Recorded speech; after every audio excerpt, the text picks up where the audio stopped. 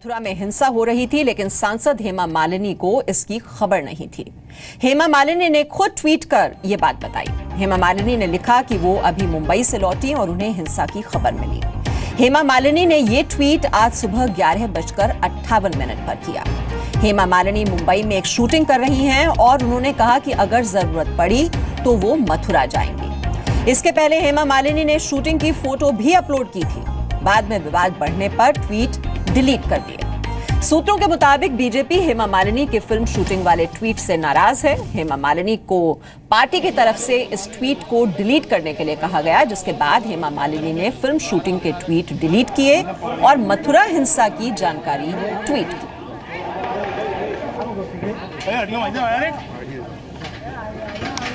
तो हेमा मालिनी ने ट्वीट किया तो विपक्ष को बैठे बिठाए हमले का मौका मिल गया। कांग्रेस प्रवक्ता रणदीप सुरजेवाला ने कहा कि मथुरा की सांसद होने के नाते हेमा मालिनी को पूरी घटना पर संवेदना जतानी चाहिए थी, न कि अपनी शूटिंग के फोटो इस तरीके से ट्वीट करने चाहिए थे।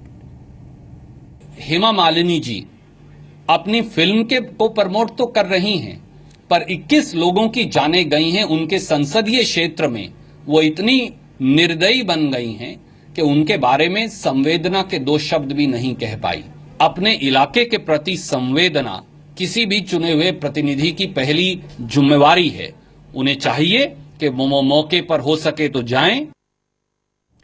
तो हेमा मालिनी के मुद्दे पर बीजेपी घिरती दिख रही है। समाजवादी पार्टी के महासचिव नरेश अग्रवाल ने कहा है कि हेमा मालिनी फिल्मी दुनिया से हैं, जनता से उनका कोई सरोकार नहीं है, जबकि बीजेपी ने हेमा मालिनी का बचाव किया है। पार्टी के प्रवक्ता संबित पात्रा ने कहा है कि हेमा मालिनी मथुरा जाएंगी। देखिए, राजनीति में जब गैर राजनीतिक लोग आते हैं तो ऐसी चीजें होती हैं। अब फिल्मी लोग जो राजनीति में आ रहे हैं तो वो राजनीतिक सोच में नहीं आते हैं, तो फिल्मी दौर पे आते हैं, फिल्मी दौर पे चले जाते हैं। तो हमको इसको बहुत बुरा भी नहीं मानते हैं, क्योंकि उनकी जिंदगी फिल्मी जिंदगी है, उनकी जिंदगी जनता की जिंदगी। तक हेमा मालिनी जी का सवाल है, मैंने कहा कि वो जरूर पहुंचेंगी, ऐसी जानकारी हमें है और उन्होंने संवेदना भी जताई है। अखिलेश यादव भी वहां नहीं पहुंचे हैं। अखिलेश यादव जी तो जहां तक हमारी जानकारी है वो खुद नहीं पहुंचे हैं, वो तो चीफ मिनिस्टर है। लॉ एंड ऑर्डर उनके कंधों पर है, लोगों की हिफाजत करना उनके कंधों पर है। केवल एक इंक्वायरी बैठाकर उस पर चुप हो जाना, क्या अखिलेश यादव जी का यही कर्तव्य है? इतने में ही उनका कर्तव्य समाप्त हो जाता है। तो देखा आपने कि किस तरह से फिल्म की शूटिंग में व्यस्त रही हेमा मालिनी और उसको जानकारी नहीं थी उनको कि क्या हो रहा है मथुरा में। इतनी ज्यादा हिंसा हुई, इतने लोगों की मौत हो गई, लेकिन वो ट्वीट करती रही तस्वीरें अपनी फिल्म की शूटिंग से जुड़ी हुई। मथुरा में ये हिंसा की आग और इससे बेखबर हेमा मालिनी।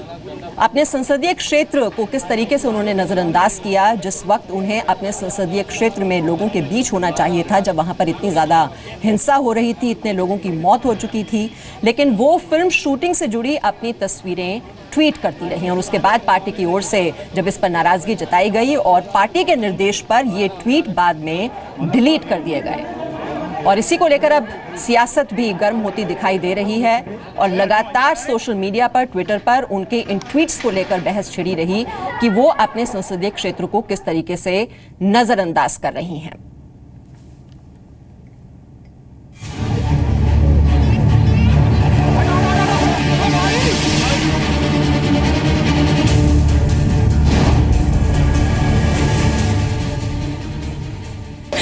मुख्यमंत्री मेरा बेटा लाके दे दे, मुझे पैसे नहीं।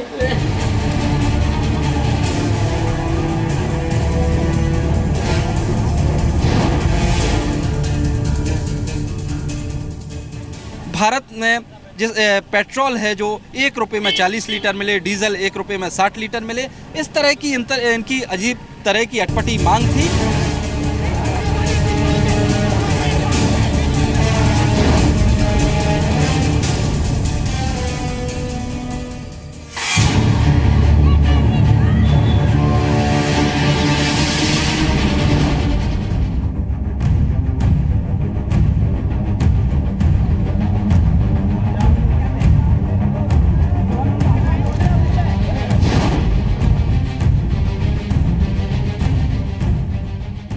प्रशासन लगातार इनको नोटिस दे चुका था, कार्रवाई करने के लिए कह रहा था, लेकिन इन लोगों के पास सामान कौन पहुंचा रहा था? ये कहा जा रहा है कि अंधेरे में सामान जाता था।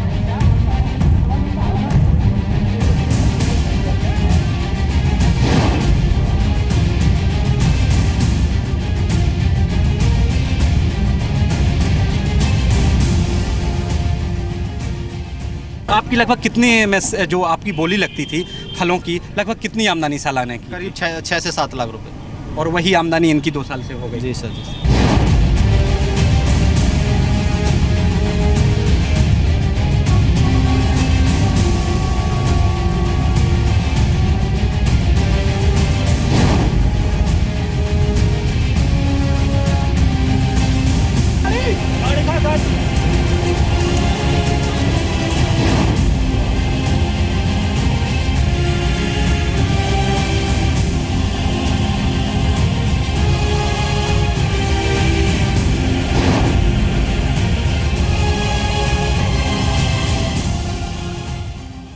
और मथुरा हिंसा मामले में इस वक्त की बड़ी खबर आपको दे दें। बड़ी खबर यह है कि मथुरा हिंसा की जांच कर रहे कमिश्नर प्रदीप भटनागर से जांच वापस ली गई है। समाजवादी पार्टी महासचिव नरेश अग्रवाल ने कहा कि मथुरा में हिंसा इंटेलिजेंस की नाकामी है। मथुरा हिंसा मामले की जांच अलीगढ़ के कमिश्नर चंद्रकांत को दी गई है। हिंसा में अब तक 22 प्रदर्शनकारियों की मौत हो चुकी है, इनमें महिलाएं भी शामिल हैं। यूपी के डीजीपी जावेद अहमद ने कहा कि 22 में से 11 की मौत आग में झुलसने से हुई। प्रदर्शनकारियों के हमले में 23 पुलिस वाले भी घायल हुए हैं। कुछ पुलिस वालों को उपद्रवियों ने मरा समझकर छोड़ दिया था। कल की हिंसा में एसपी सिटी मुकुल द्विवेदी और एसओ भी शहीद हो गए।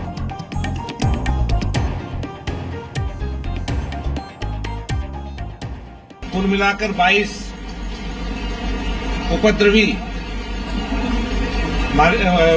जान गंवा चुके हैं, जिनमें से 11 आग में झुलसकर मरे हैं। वो आग जो उन्होंने खुद लगाई थी उसमें झुलसकर मरे हैं, और बाकी जो हैं लाठी डंडे की या अन्य प्रकार की चोट से मरे हैं।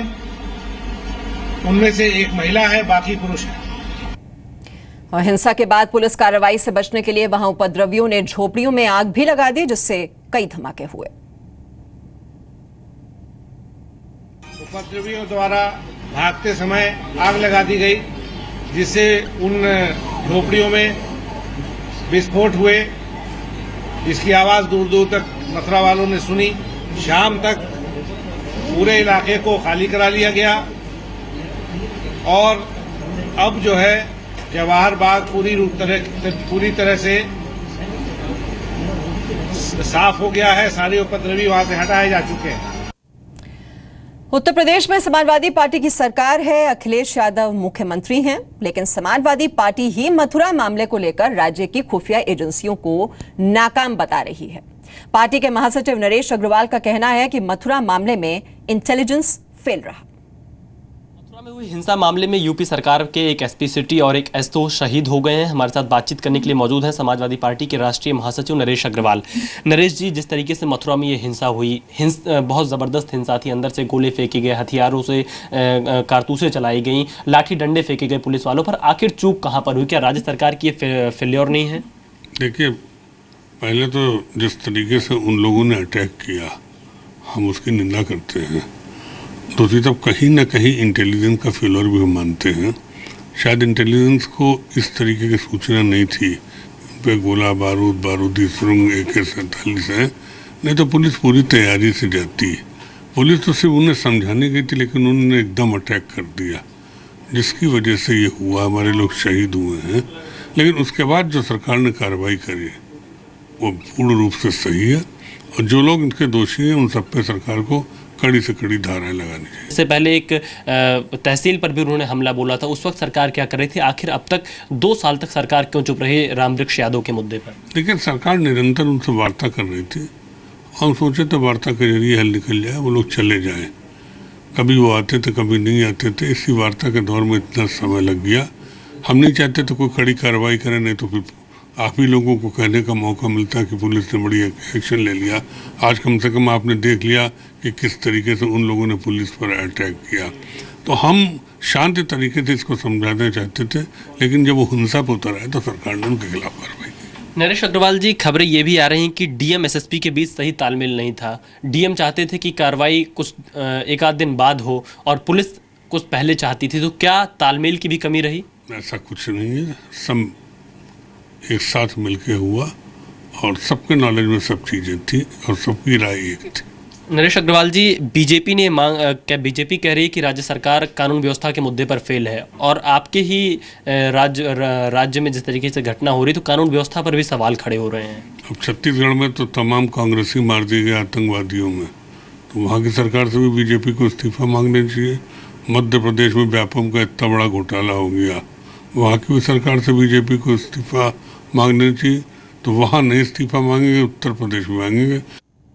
तो नरेश अग्रवाल खुद ये बात मान रहे हैं कि इंटेलिजेंस का फेलियर रहा है। जवाहर बाग में 3000 लोग अवैध कब्जा जमाए बैठे थे और ये जगह मथुरा कलेक्टोरेट और आर्मी कैंट के बिल्कुल पास में है। इसके बाद भी अवैध कब्जे पर कार्रवाई में 3 साल का वक्त लगा। ब्रह्म प्रकाश दुबे की ये रिपोर्ट देखिए। इस बाग के एक तरफ एसपी सिटी का दफ्तर है, हम आपको बिल्कुल ठीक दरवाजे के बगल में ये एसपी सिटी का दफ्तर है, दूसरी तरफ तहसील बनी हुई है और इस बगीचे के पीछे भी, इस जो बगीचे के पीछे है डीएम का कार्यालय, आर्मी एरिया, पूरा आर्मी एरिया बगीचे के पीछे पूरा आर्मी एरिया है, पूरा आर्मी एरिया है। आप देखिए कि कैसे पूरा आर्मी एरिया है, ठीक बगल से डीएम का दफ्तर है इसके पीछे, और सरकारी जो दफ्तर हैं उनके बीचों बीच कैसे ये लोग आके अपना कब्जा किए, कैसे यहाँ पर आंदोलन करते रहे। लेकिन कहीं ना कहीं ये घटना कई तरह के गंभीर सवाल खड़े करती है, क्योंकि इसमें 2 पुलिस अधिकारियों की मौत हुई है। सवाल ये कि आखिर जो यूपी पुलिस की खुफिया शाखा है, आखिर उसने जानकारी क्यों नहीं दी, उसको प्रॉपर जानकारी क्यों नहीं थी कि इसके पास कितने हथियार हैं, कितने बम हैं, कितने तरह के ग्रेनेड हैं, ये जानकारी पुलिस के पास क्यों नहीं थी। बीते कई दिनों से पुलिस रिहर्सल कर रही थी लेकिन ये जानकारी नहीं थी। दूसरी बड़ी बात, इन लोगों के पीछे क्या किसी का हाथ था जो इनको सामान सप्लाई कर रहा था, जो इनको पैसे सप्लाई कर रहा था? क्योंकि प्रशासन लगातार इनको नोटिस दे चुका था, कार्रवाई करने के लिए कह रहा था, लेकिन इन लोगों के पास सामान कौन पहुंचा रहा था? ये कहा जा रहा है कि अंधेरे में सामान जाता था, लेकिन बड़ा सवाल ये भी है कि पानी बिजली की सप्लाई भी होती रही। अभी 15 दिन पहले ही इनको जो बिजली की सप्लाई बाधित की गई, लेकिन इन लोगों ने इसके ठीक पीछे जनरेटर का इंतजाम किया हुआ। समाजवादी पार्टी नेता शिवपाल यादव ने कहा है कि इस मामले में जो भी आरोपी होंगे वो बख्शे नहीं जाएंगे। वहीं बीजेपी नेता संबित पात्रा ने कहा है कि जिस राज्य में पुलिस वाले ही सुरक्षित नहीं हैं, वहां आम जनता का क्या होगा? इसके देखिए हमारे प्रमुख सचिव गृह पहुंच गए हैं, डीजीपी पहुंच गए हैं और इसकी जांच हो जाएगी और जो भी दोषी होगा उनके खिलाफ कड़ी कार्रवाई की जाएगी। लेकिन देखिए प्रशासन, हमने भी जब मथुरा गए तब हमने भी कई बार निर्देश तो दिए हैं हमने कि तुरंत खाली करो, लेकिन जैसे ही प्रशासन के लोग जाते थे वो हमलावर हो जाते थे। इस राज्य में पुलिस ही सुरक्षित नहीं है, उस राज्य में जनता का क्या होगा जरा आप सोच के देखिए। और पुलिस की प्रिपेयर्डनेस पर तो बहुत सारे प्रश्न उठते हैं। जिस पुलिस को प्रिपेयर्ड रहना चाहिए, बहुत दुख का विषय है। आज एसपी नहीं है हमारे बीच में, पुलिस के एसपी को लोग मार देते हैं, कांस्टेबल मर जाते हैं, एसएचओ मर जाते हैं। अगर एसएचओ और एसपी को ही डीजीपी बचा नहीं सकते हैं, चीफ मिनिस्टर बचा नहीं सकते हैं, तो आम आदमी को, साधारण व्यक्ति को चीफ मिनिस्टर किस प्रकार से हिफाजत दे सकते हैं? जाहिर तौर पर जिस बंदोबस्त और जिस इंतजाम के साथ पुलिस और प्रशासन को वहां पर पहुंचना चाहिए था, अतिक्रमणकारियों को हटाने के लिए वो इंतजाम नहीं थे।